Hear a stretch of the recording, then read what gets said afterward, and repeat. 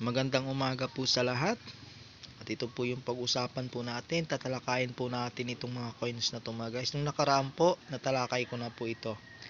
Pero marami pa rin po nag-aalok at nagtatanong po sa akin na kung magkano na nga ba daw ang halaga po nito. Ayan po sa mga bagong santa po dyan sa ating mga followers po. Ayan po, sana po masundan nyo po itong video ito para po ay may pulot po tayo ng pag-aaral tungkol po sa mga coins na meron ng mga collector value po. Ating alamin po mga guys kung ano po ang mga coins na ating pag-uusapan.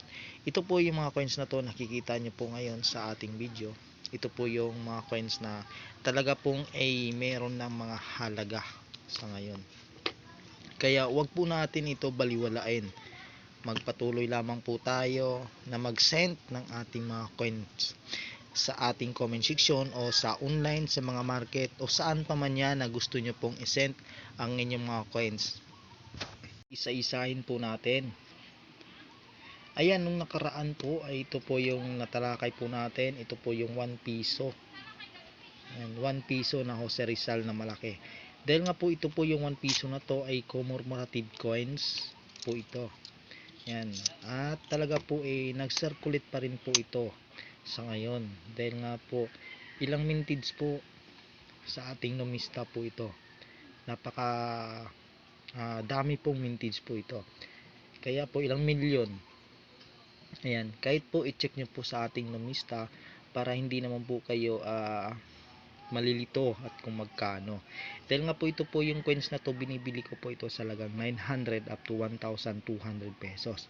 Ngunit po ay nakikita nyo po ito, dalawa, kung saan po yung maganda at good condition po, yun lamang po ang ating ialok. Dahil po ang karamihan po, nag-aalok po sa atin nang wala na po sa kondisyon. Yan po, minsan din po, yung iba po, nilinis nga po nila pero marami na pong gasgas. Napakaganda ng coins, ngunit po ay madami na rin pong gasgas. Kaya maglinis po kayo ng inyong coins, talaga pong aayusin nyo. Huwag nyo pong gasgasan ang pera. Itong mga coins na to mga guys, pag makita po na maraming gasgas, hindi na po yun bibilin po sa inyo. Ayan po, tandaan po palagi, ang mga coins dapat po huwag po natin baliwalain. Ayan, kapag ganitong uri ng coins na makikita nyo kung walang gasgas, pwede nyo pong ialok yan araw-araw. Kapag yun po ay mapapansin, ako po mismo ang kukontak po sa inyo. Ayan po. At dito naman po yan. Ito naman po mga guys, wala uncirculated, wala na po sa kondisyon. Kaya ibig sabihin po nyan, kung mag-alok po kayo kagaya po nito, wag na po. Wag nyo ialok yung kagaya po nito. Ang ialok nyo lamang po yung ganito. Ayan, yung minsan po kasi yung iba nanggagalit po na inaalok daw nila at nagko-comment at hindi naman po na-replyan. Dahil nga po, chinecheck ko po lahat ng mga comment. Ayan po, minsan po hindi na po ako nakapag-reply kasi napakahirap po ang signal po dito. Ayan, pahirapan pa ang signal po talaga. Kaya minsan lamang po ako nakapag-online. Ayan, napapansin nyo naman po, hindi po ako oras-oras naka-online po sa aking Facebook. Tandaan po palagi, 900 up to 1,200 pesos po ang bawat isa po nito na binibili ko po sa halagang 1,200 pesos. Ayan po. At dito lang po tayo. Yan. Ito po mga guys, yung coins na to. Yan, si General Antonio Luna. Yan.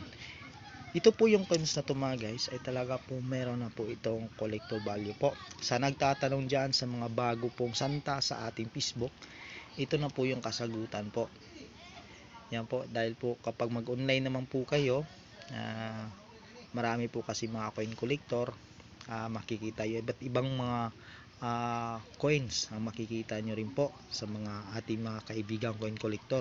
Ngunit po, magkaiba po ang aming price, ang aming pong bili, kung magkano po ang aming offer po sa bawat isa. Ayan po, hindi po magkakaparehas. Ayan po, depende rin po kasi merong mataas o merong mababa.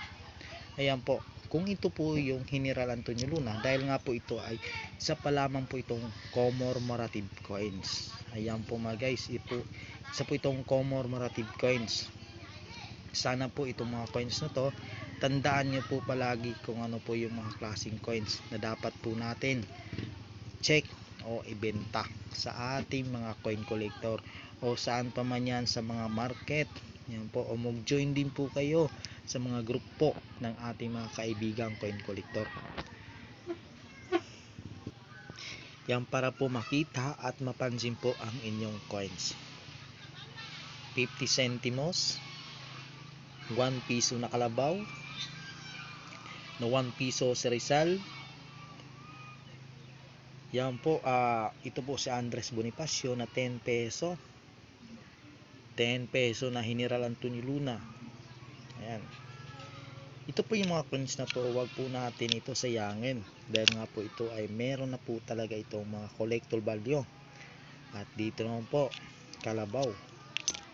At niyog. 2 peso. Yan, 1984. At ito naman po mga guys, ay si Laurel. Yan po. Yan, ito po yung nakikita nyo po sa ngayon. Itong video ito, sana po makakatulong po sa inyo. At sana po makapagbenta kayo ng coins na merong mapili po sa inyo, dahil po sa isang coins po, mga guys, pwede na po yun makakatulong. Yan. Yung isang coins po, makakabili na po tayo kahit ano-ano po. Yan po. Meron na po tayong pangbigas, may bitsin, asin o kompleto na po yan. Ayan po mga guys, yung pangangailangan po natin. Kaya yung iba po kasi sinasabi palagi, matagal na akong palagi nag-send ng mga picture, pero hindi pa yan sa ngayon po mapili ang inyong coins. Kung yan po ay masunod po natin, yan po, ako mismo yung kukontak po sa inyo. Yan po, sana po wag kayong magsawa po na mag-send ng inyong mga coins dito sa ating comment section. Ayan po mga guys, salamat po sa lahat at sana po nakapagbigay po ako sa inyo ng buong detalye tungkol po sa mga coins nito. Ayan po, salamat po and God bless po.